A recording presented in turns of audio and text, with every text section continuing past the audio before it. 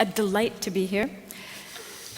I founded Zipcar in 2000, and in that time, and over the last 15 years, I feel like I've understood how the paradigm that we adopted is actually repeating and expanding in a much larger way. So today I really want to talk about this new paradigm, this new organizational paradigm that I call Peers Inc., that is comprised of three things: excess capacity, being harnessed by platforms for participation that are engaging the power of people and other peers. And it really is people and platforms that are inventing this new collaborative economy and reinventing capitalism. It's really changing how we build companies, how we work in those companies, and ultimately how we shape entire economies. All of these companies that we have talked about for the last 15 years, all of these have this shape. They are all, leveraging this excess capacity, and if we weren't deep inside of those companies, they are empty shells. And I just threw down the side here to make you understand it's happening in every single sector. It's not just transportation or not just physical assets. The whole free and open source movement, I would say, is Peers Inc. The open data movement, for sure. Massive online open courses, that's what it is. 3D printing, that will be a Peers Inc. organizational structure. The blockchain, Peers Inc.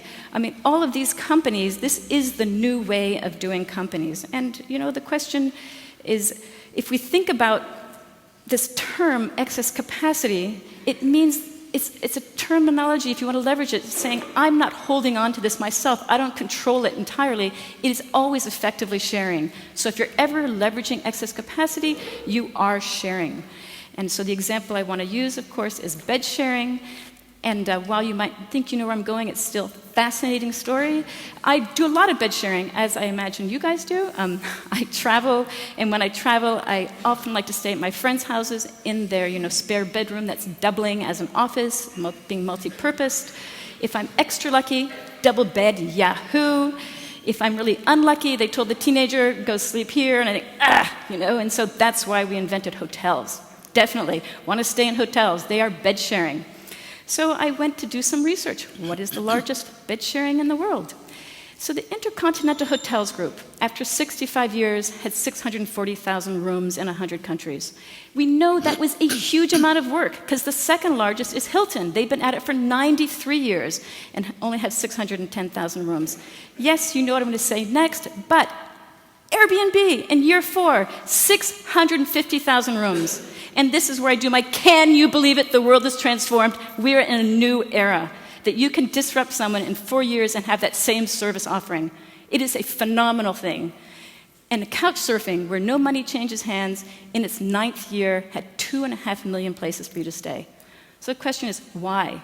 What in heck is going on? If we think about why did we ever invent companies and institutions and governments? We invented them to do things that we as individuals can't do. And so what are those things? Large investments. If it's going to cost millions of dollars, don't ask me, Robin Chase, I don't have millions of dollars. If it's going to require lots of kinds of intelligence, I'm really smart at 2 things. If it's going to take 10 things, I can't do it. We need to create a company. If it's going to require standards and contracts and consistency, I am too puny an entity to make anyone, large numbers of people, do things the same way that I'm telling them to do. Again, all of these things are that companies and institutions are required to do them. And they're typically bound together in a brand promise, and they're often global. On the flip side, individuals are really, really good at certain things. And those things are localization, globalization, customization, and specialization. Companies used to do those things. They were expensive and annoying, and they did everything they could to not have to do them. If you think of the last 100 years of capitalism, it has been all about standardization and getting rid of that local, customized, specialized, and getting to the economies of scale. If we put these 2 things together, in fact, our 2 skill sets are very, very complementary. And now that the internet exists, this is the key piece, we can have a delightful collaboration between these 2 parts. Each side can do what it does best and leave to the other side what they do best. The result is an incredibly efficient and other great attributes that I will be talking about organizations. The Inc. side, the big side, makes the platform for participation. The peers do this diversity of offering.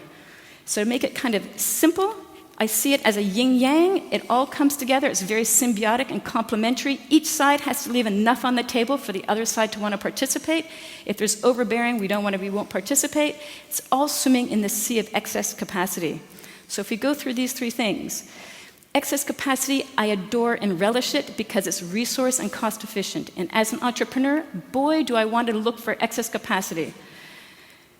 I'm defining that as something that already exists, it's already been paid for, but there's more value there. So always be looking for excess capacity. When you find it, what do you do with it? One, you slice it. So if you think about what Zipcar did, we took this big asset of the car or car rental in 24-hour bundles and said, you know what, you only have to pay for what you're going to use. 2 hours, 3 hours, 26 hours. You only pay for what you use. So we sliced the big asset.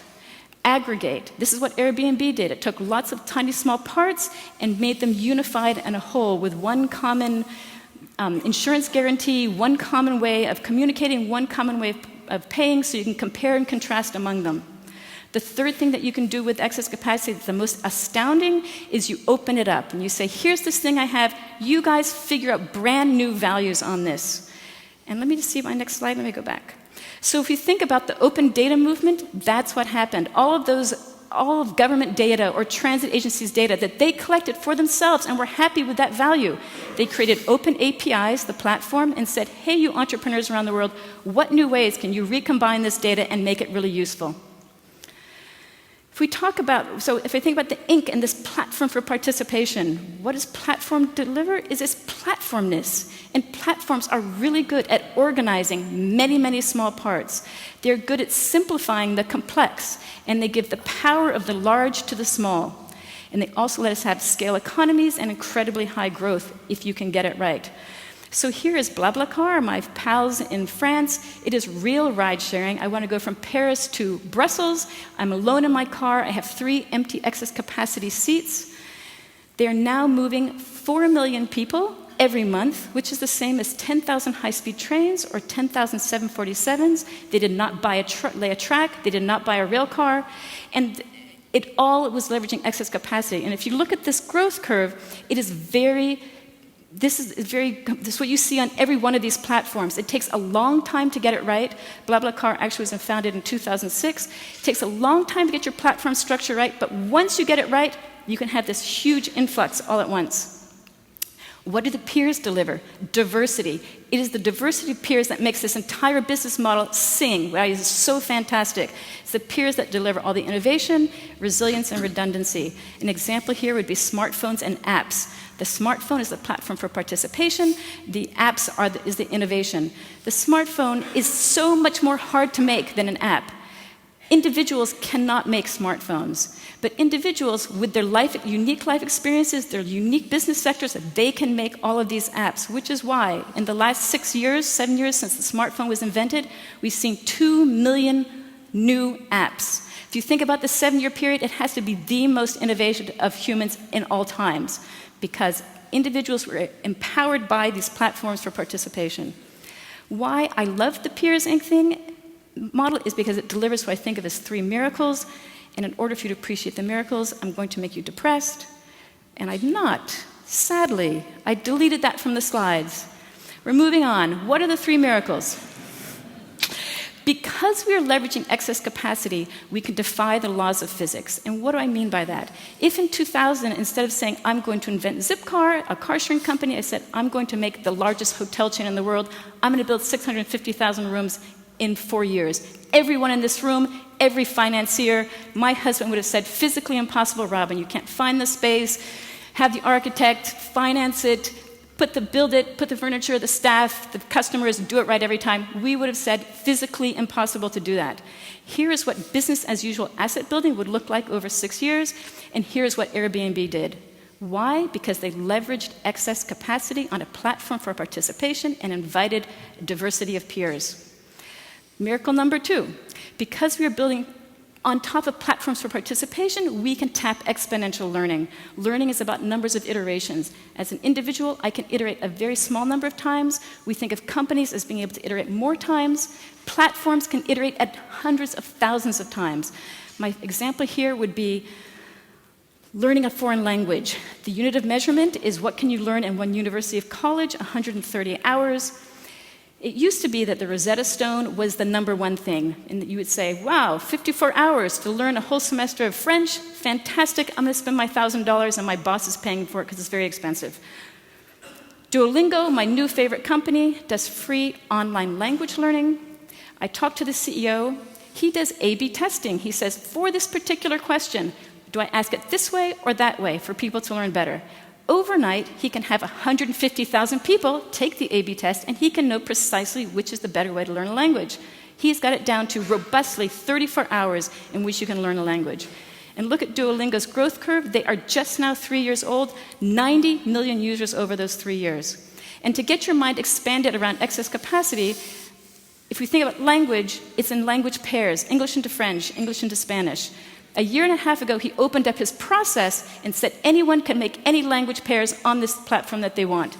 45 million of that 90 million are learning language pairs that Duolingo did not invent. Miracle number 3. Because we work with a diversity of peers, the right person will appear. No, not Superman. He's strong and can fly. So what? Everyone in this audience is way better than him right now with your smartphone in hand. An example back to Airbnb.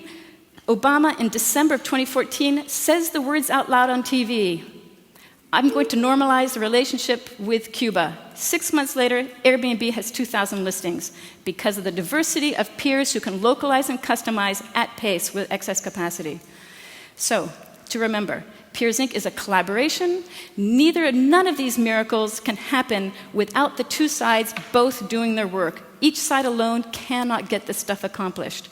And just to close, I want to say, let's see what I have here. If we think about industrial capitalism, what we knew about industrial capitalism was the way to extract the most value out of things was to put a very strong boundary around the company. Using patents and certifications and trademarks and copyrights, that was how you extracted the most value. Today, that is definitively not the case. Companies are looking like this with no hard edges. What's in and what's out is very much in flux. And I want to share with you 4 principles for which I believe we are profoundly moving from the collaborative from industrial capitalism to the collaborative economy. I see all 4 of these principles as absolutely positively true, and we can discuss later. Number 1, if we think about assets, shared networked assets always deliver more value than closed proprietary ones through either efficiency gains or brand new value extracted. If we think about humans, no matter how smart we are in this room, we know there's more smart people outside of this room, or outside of this company, or outside of this government. And because they're now connected by the internet, more networked minds always deliver more innovation, more creativity, more value than the fewer closed ones. If we think about opportunity from a company or a government standpoint, the benefits and opportunities of shared open assets are always larger than the problems associated with shared open assets. When I started Zipcar, people would say to me, there's going to be car accidents, they're not going to tell you about it. True, those are problems, they are easily identified, we penalize those people, we shut them out. We now have 1 million people sharing 13,000 cars. The same thing with Wikipedia. And lastly, from a very self-interested standpoint, whenever I participate in one of these, I always get more than I give. I edit 3 lines of copy on Wikipedia, I have the world's encyclopedia of 4.8 million entries. If I think about the times we are living in, which is filled with crises around climate, around the future of capitalism, around employment, as we've been discussing before, this is the structure for these dynamic times, because this is the structure that enables you to experiment, iterate, evolve, and adapt. And yes, I wrote my book on this topic. Thank you. Bye.